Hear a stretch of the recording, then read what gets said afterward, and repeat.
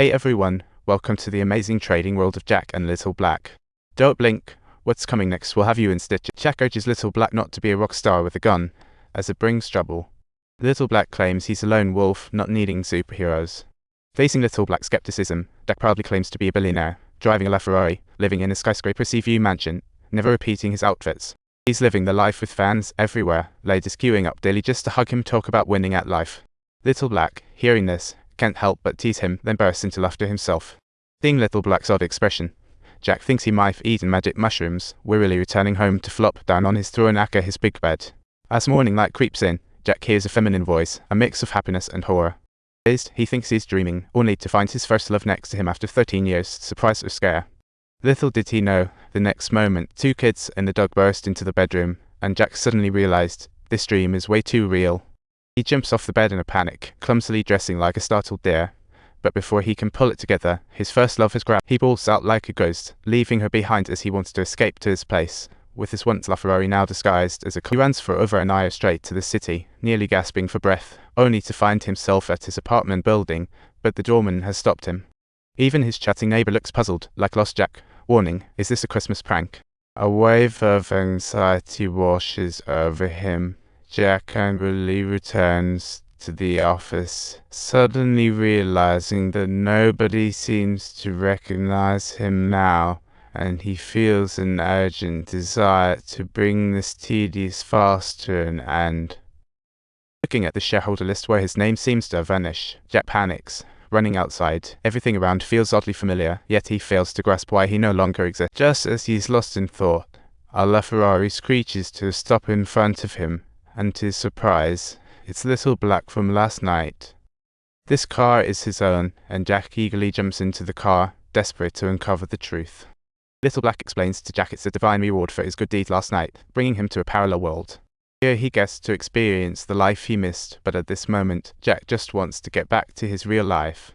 He seeks only to enjoy his wealth, fame. Little Black says he must feel what's missing to return. The flashy bell explains it all. Little Black tells him to get out and experience life, but Jack refuses, wanting Little Black to send him back to reality, creating a stalemate. Wanna chill a bit? Come on, let's go, it'll spill all the secrets. Thanks him good. As Jack hops out, Little Black feels free and speeds off. Leaving Jack confused on the street, looking around, he forgot his home, flailing like a headless chicken. He's in a pickle and hesitantly asks around, where's Marston Road? Have you seen my pal Jack? Completely lost, he never would have guessed that this person is actually his best buddy in this parallel world. Spotting Jack's confused face, his buddy teases him, claiming he's definitely going through a midlife crisis.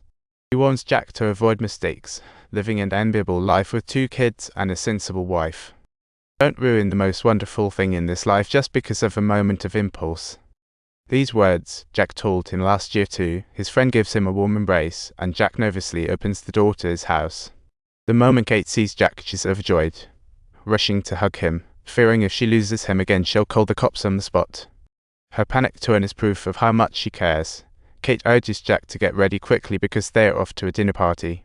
Jack wants to dress up nicely but discovers his closet is stuffed with cheap stuff and his face falls at once. He can only take a regular outfit. At the dinner, Kate chats about work with colleagues, like a little get-together, sparking Jack's past memories.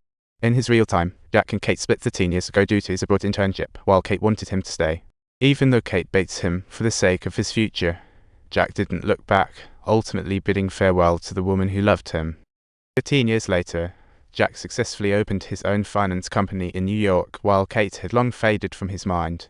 After the dinner party, he and Kate return home, where she insists he take the dog out for a walk. Jack is reluctant but ends up going anyway.